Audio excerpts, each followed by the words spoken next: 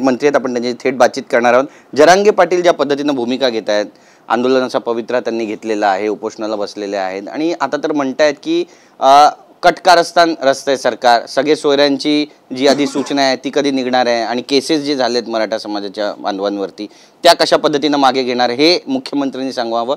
मुख्यमंत्र्यांना उपमुख्यमंत्र्यांनी त्यांनी विनंती केली आहे, काय म्हणाल? नाही बघा, मराठा आरक्षण मंत्रिमंडळानं जी उपसमिती नेमलेली आहे, माननीय मंत्री ज्येष्ठ मंत्री माननीय चंद्रकांत दादा पाटलांच्या अध्यक्षतेखाली त्या समितीमध्ये मी देखील आहे। गेली 2 वर्ष या समितीचं काम सुरू आहे।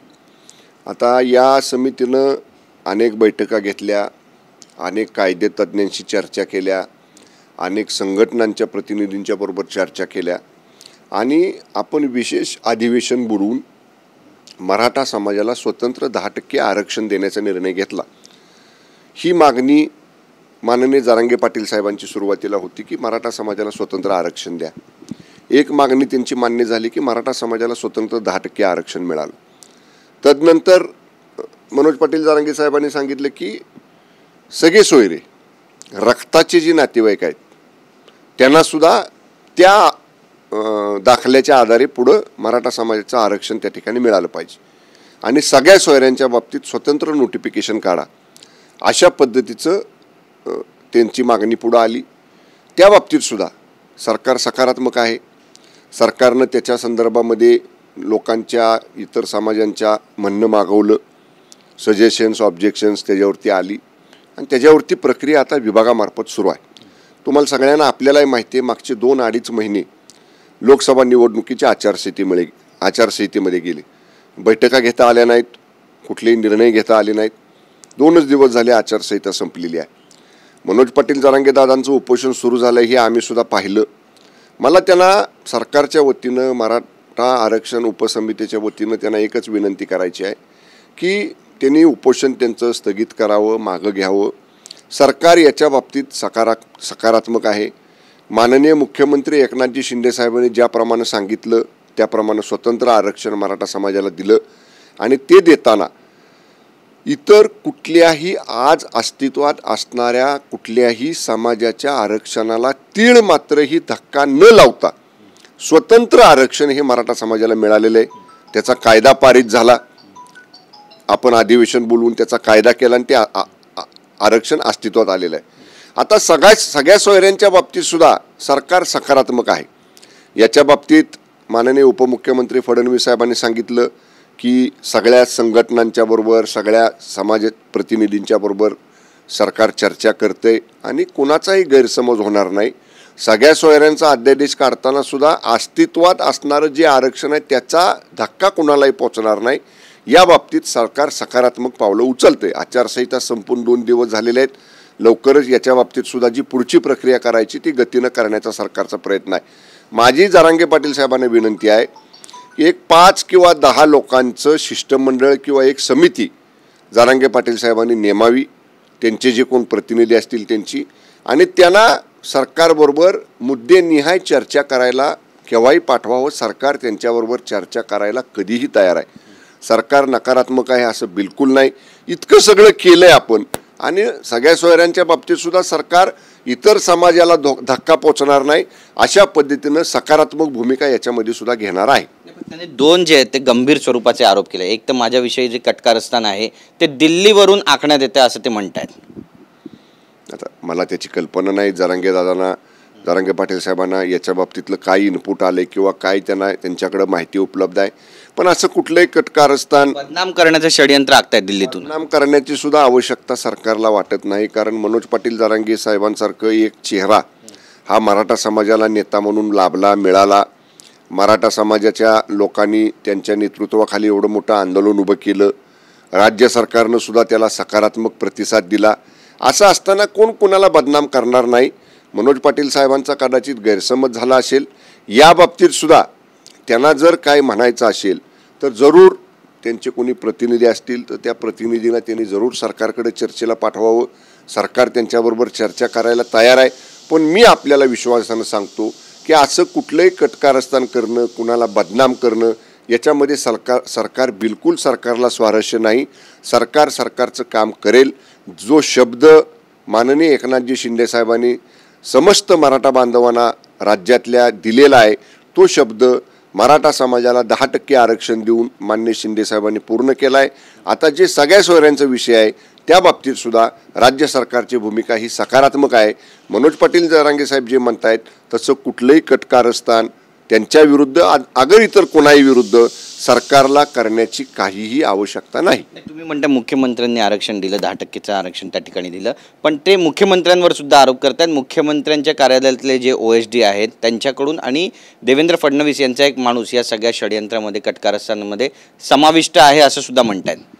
असं नाही आहे। मी आपल्याला परत सांगतो, ज्या माननीय मुख्यमंत्री महोदयांनी, ज्या माननीय दोन्ही उपमुख्यमंत्री महोदयांनी, ज्या संपूर्ण मंत्रिमंडळानं, ज्या संपूर्ण महाराष्ट्राच्या विधानसभेनं एकमुखानं एकमतानं मराठा आरक्षण देण्याचा निर्णय घेतला, अशा व्यक्तीशी संबंधित कुणीही असलं कसलंही कधीही कटकारस्थान करणार नाही। ते मी परत सांगतोय, असं कटकारस्थान करण्याची सरकारला बिलकुल आवश्यकता नाही। या बाबतीत मी एवढंच म्हणेन, मनोज पाटील जरांगे साहेबांचा कदाचित गैरसमज झाला असावा। त्यांनी त्यांचे कुठलेही प्रतिनिधी, त्यांच्या मनात जर काही शंका असतील तर चर्चा करण्यासाठी सरकारकडे पाठवावेत।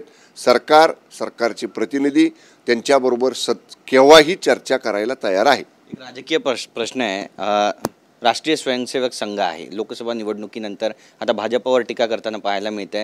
त्यांची नियततालिका आहे ऑर्गनायझर, ज्याच्यामधून त्यांनी टीका केली आहे की राष्ट्रवादीला सोबत घ्यायची गरज नव्हती, राष्ट्रवादीला सोबत घेऊन भाजपनं आपली ब्रँड व्हॅल्यू कमी केली। याकडे नेमकं कसं पाहता? राष्ट्रवादी अडचणीचा ठरतोय विषय महायुतीमध्ये? राष्ट्रीय स्वयंसेवक संघ ही एक स्वतंत्र संघटना आहे। त्या संघटनेच्या माध्यमातून गेली अनेक शेकडो वर्ष देशामध्ये वेगवेगळ्या पद्धतीनं समाजामध्ये जागरूकता निर्माण करणं आणि त्या संघटनेचं काम सामान्य माणसापर्यंत पोहोचवणं हे त्या संघटनेचं काम आहे। त्या माध्यमातून काही त्यांची नियतकालिका निघतात, मासिकं निघतात आणि त्यातनं काही मतप्रदर्शन हे संघटनेचं, राष्ट्रीय स्वयंसेवक संघाचं मत हे त्या ठिकाणी व्यक्त केलं जातं। ते मत व्यक्त करताना हा त्या संघटनेचा किंवा RSSचा हा त्यांचा तो अंतर्गत प्रश्न आहे। त्यामुळं त्या बाबतीत आम्ही काय भाष्य करणं हे मला योग्य वाटत नाही, कारण हा तो अंतर्गत प्रश्न आहे। त्यामध्ये त्यांना जे वाटलं ते त्यांनी भाष्य केलं।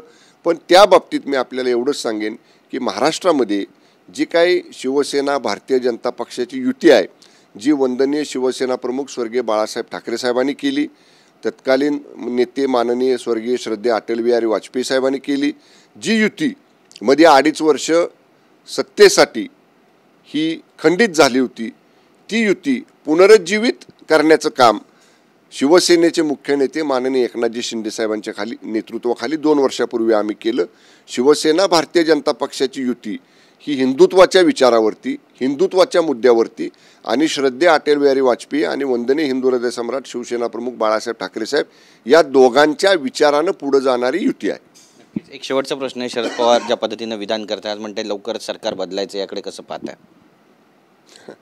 आता बघा, ठीक आहे, काल लोकसभेला थोडेसे निकाल वेगळे लागले, त्याचं कारण काय आहे हे आता सगळ्यांनी ओळखलेलं आहे।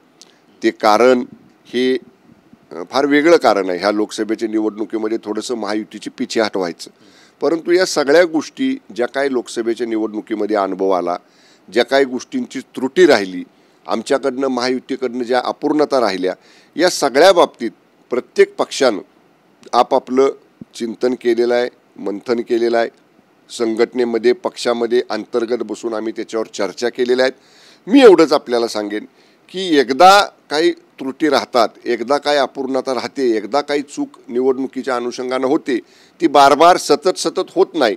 त्यामुळं मी एवढंच आपल्याला सांगेन, आता मी जास्त बोलण्यापेक्षा येणाऱ्या 2024च्या विधानसभेच्या निवडणुकीला, लोकसभेला जो निवडणुकीमध्ये अनुभव आला, त्या अनुभव गाठीशी धरून आम्ही सगळ्या सुधारणा करू, सगळी पूर्तता करू आणि पूर्ण ताकदीनं महायुतीचं सरकार हे महाराष्ट्रामध्ये येणारच, आणणारच या निश्चयानं शिंदे साहेबांच्या, फडणवीस साहेबांच्या आणि माननीय अजितदादांच्या नेतृत्वाखाली आम्ही नक्की 2024ला महायुतीचंच सरकार या ठिकाणी महाराष्ट्रामध्ये सत्तेत आणू।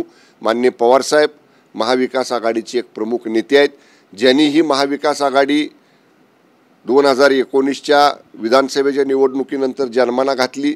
त्या महाविकास आघाडीचे मूळ जनक माननीय पवारसाहेब आहेत. त्यामुळं त्यांना साहजिक हे वाटणं साहजिक आहे की आपल्याला 2024ला सत्ता आणायची आहे.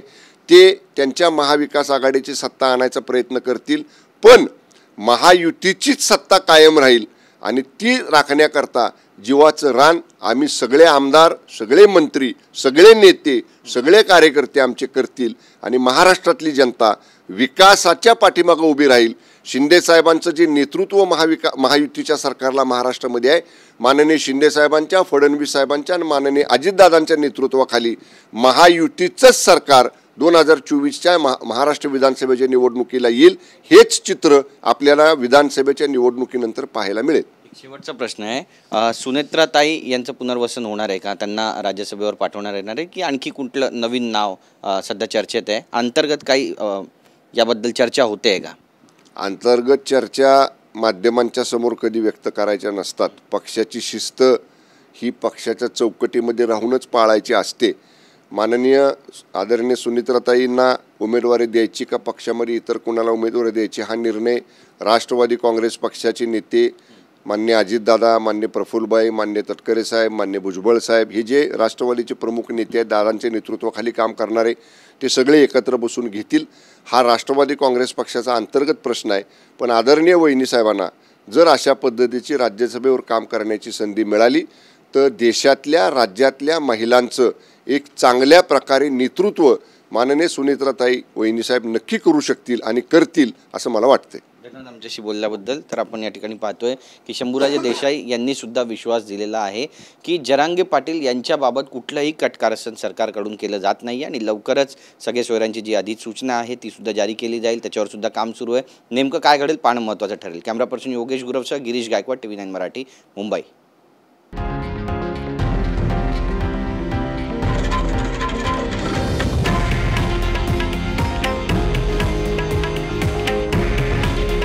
हे आहे देशातील नंबर 1 न्यूज नेटवर्क आणि आपण पाहत आहात TV9 मराठी. काळजी तुमची, हित महाराष्ट्राचं.